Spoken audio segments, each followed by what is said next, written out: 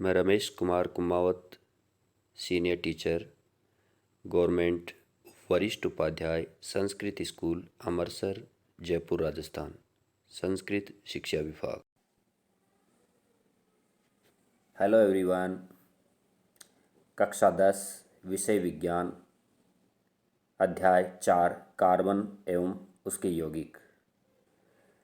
आज हम इस अध्याय में पढ़ने जा रहे हैं समजातीय श्रेणी को लेकर के।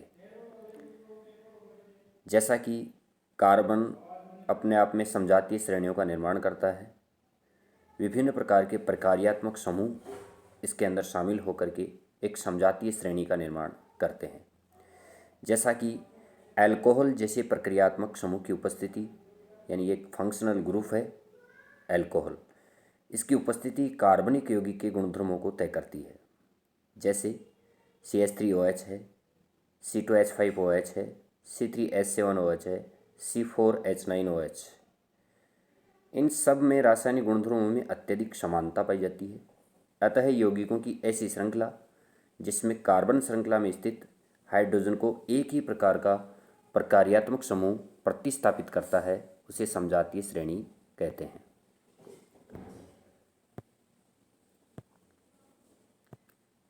जैसा कि यौगिकों में कार्बन एवं हाइड्रोजन के परमाणुओं की संख्या के बीच कोई संबंध प्रतीत होता है, एल्किन का सामान्य सूत्र हम देखें तो इसका सामान्य सूत्र होता है CnH2n,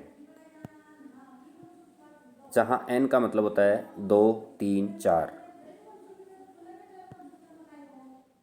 एल्काइन का सूत्र हम लें तो CnH2n-2 इसमें देखा जा सकता है।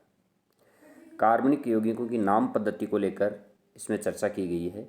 यदि हम किसी भी कार्बनिक यौगिक का नामकरण करें तो हम इन स्टेप को, इन चरणों को अपना करके हम किसी भी यौगिक का, जो कार्बनिक यौगिक है, उसका नामकरण आसानी से कर सकते हैं। जैसे सबसे पहला चरण होगा, यौगिक में कार्बन परमाणुओं की संख्या ज्ञात करते हैं। सबसे पहले यौगिक में ये देखते हैं कि कार्बन परमाणुओं की संख्या कितनी है। यदि यौगिक के अंदर कार्बन परमाणु की संख्या 1 है तो मैथ कहलाएगा, 2 है तो एथ कहलाएगा, 3 है तो प्रोप कहलाएगा, 4 है तो ब्यूट कहलाएगा, 5 है तो पेंट कहलाएगा, 6 है तो हेक्स कहलाएगा, 7 है तो हैप्ट कहलाएगा, 8 है तो ऑक्ट कहलाएगा। इस प्रकार से ये नामकरण चलेगा। 3 कार्बन परमाणु वाले यौगिक का नाम जैसे कि प्रोपेन होगा। 3 कार्बन परमाणु यदि हैं तो वो प्रोपेन के नाम से जाना जाएगा, 4 हैं तो ब्यूटेन के नाम से जाना जाएगा, 5 है तो पेंटेन हो जाएगा। वो उस स्थिति पर डिपेंड करेगा कि वो कार्बनिक यौगिक किस श्रेणी का है। हमने पूर्व में पढ़ा है कि 3 श्रेणियाँ होती हैं कार्बनिक यौगिकों की, एल्केन, एल्कीन और एल्काइन।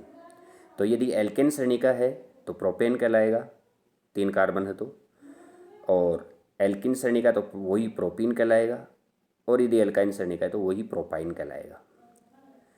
अब इसके बाद में देखते हैं फंक्शनल ग्रुप जुड़े हुए होते हैं, प्रकार्यात्मक समूह जुड़े हुए होते हैं। जैसे OH समूह जुड़ गया, या कोई हेलोजेनिक समूह जुड़ गया, या कीटोनिक समूह जुड़ गया, या एल्डिहाइड समूह उसके अंदर जुड़ गया, तो उनकी स्थिति को हम पूर्व लगन लगा करके उनको लिखते हैं। जैसे कीटोन समूह की 3 कार्बन वाली श्रृंखला को निम्न विधि से नाम दिया जा सकता है, प्रोपेन प्लस ओन, तो ये हो जाएगा प्रोपेनोन। कीटोनिक समूह है तो प्रोपेनोन, तो ओन इसके अंदर अपन पूर्व लगन के रूप में लगा देंगे तो ये हो जाएगा प्रोपेनोन। इसके बाद में यदि द्विआबंध वाली 3 कार्बन की श्रृंखला है तो वो प्रोपीन कहलाएगी, त्रिआबंध होने पर ये प्रोपाइन कहलाती है। अब इसमें देखिए, अपन देख सकते हैं यौगिकों का प्रकार दे रखा है, पूर्व लगन दे रखा है और उदाहरण दे रखे हैं। यौगिकों के प्रकार में हेलो एल्केन है, कोई भी हेलो एल्केन हेलोजन समूह के क्रियात्मक समूह हो सकते हैं, जैसे क्लोरीन हो सकती है, ब्रोमीन हो सकती है, आयोडीन हो सकती है। ये सारे हेलोजन परिवार के सदस्य हैं। क्लोरीन, फ्लोरीन, ब्रोमीन, आयोडीन, ये सब जुड़े हुए हो सकते हैं। यदि ये हेलोजेनिक समूह कार्बनिक यौगिक की श्रृंखला में जुड़ा हुआ है तो ऐसी स्थिति में हम उस जो यौगिक हेलोजन जुड़ा है उसको सबसे पहले नाम संबोधित करते हैं। जैसे यहाँ क्लोरीन हेलोजनिक समूह के रूप में जुड़ा हुआ है तो इसको क्लोरो क्लोरीन जुड़ा हो तो उसको बोलेंगे क्लोरो। और फिर कार्बन की संख्या अपन गिन लेंगे, 3 है तो इसका मतलब, और सिंगल बॉन्ड है तो इसका मतलब एल्केन श्रेणी का है, और 3 है तो इसका मतलब हो गया प्रोपेन। तो सम्मिलित रूप से इसको मिलाकर बोलेंगे अपन क्लोरोप्रोपेन। नेक्स्ट हम देखें, अगले में हेलोजेनिक समूह जोड़ दिया ब्रोमीन। अब ब्रोमीन इसमें जोड़ दिया तो अपन देख सकते हैं वही 3 कार्बन जुड़े हुए हैं, सिंगल बॉन्ड से जुड़े हुए हैं, तो इसको ब्रोमोप्रोपेन बोल दिया। इसी प्रकार से जैसे एल्कोहलिक समूह जुड़ा हुआ है, OH समूह जुड़ा हुआ है तो उसमें ओल लगा देते हैं और सिंगल बॉन्ड है तो प्रोपेनोल कहलाएगा। एल्डिहाइड समूह जुड़ा है, एल लगा देंगे, जैसे यहाँ प्रोपेनेल। इसी प्रकार कीटोनिक समूह जुड़ा हुआ है तो उसमें ओन लगा देंगे, जैसे प्रोपेनोन। यदि कार्बोक्सिलिक समूह इसमें जुड़ा हुआ है तो इसमें OH समूह लगा देंगे तो प्रोपेनोइक, तो ओइक एसिड लगा देंगे इसमें तो प्रोपेनोइक एसिड हो जाएगा। एल्कीन कोई जुड़ी हुई है तो एल्कीन श्रेणी में डबल बॉन्ड है तो प्रोपीन, ट्रिपल बॉन्ड है तो प्रोपाइन कहलाएगी। इस प्रकार से इनका नामकरण अपन कर सकते हैं। ऐसे ही कुछ यौगिक इसमें दे रखे हैं जिनके अपन को नामकरण करने हैं, जैसा कि यहाँ दिखा रखा है, आप आसानी से देख सकते हो। इनमें हम देख सकते हैं जैसे CH3CH2Br ये दे रखा है तो सिंगल बॉन्ड है यहाँ, और हेलोजेनिक समूह ब्रोमीन जुड़ गया और 2 कार्बन हैं तो ऐसी स्थिति में एथ तो ब्रोमो एथेन, इसका नाम हो जाएगा ब्रोमो एथेन। सेकेंड हम देखें तो इसके अंदर CHO समूह जुड़ा हुआ है, एल्डिहाइड समूह जुड़ा हुआ है तो ये हो जाएगा मेथेनेल, ये स्थिति में होगा मेथेनेल। फिर इसमें देखिए आप 2 2 4 2 6 कार्बन हैं कार्बन श्रृंखला में और एक ट्रिपल बॉन्ड है तो ऐसी स्थिति में यह कहलाएगा हेक्स श्रेणी हो गई तो हेक्साइन। इस प्रकार से हम कार्बनिक यौगिकों के नामकरण आसानी से कर सकते हैं।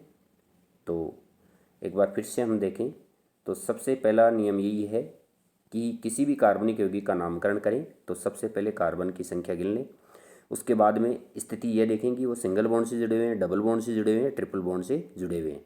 यानी कि कार्बनिक यौगिक श्रृंखला में जो जुड़ा हुआ है वो एल्केन श्रेणी का है, एल्कीन का है या एल्काइन श्रेणी का है, उसके अकॉर्डिंग उसका नाम देवें।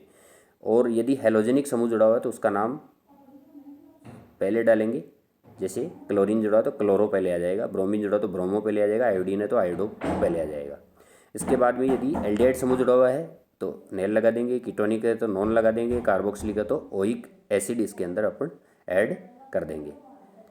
आज के लिए इतना ही, थैंक यू। नेक्स्ट हम पढ़ेंगे कार्बनिक यौगिकों की रासायनिक गुणधर्म।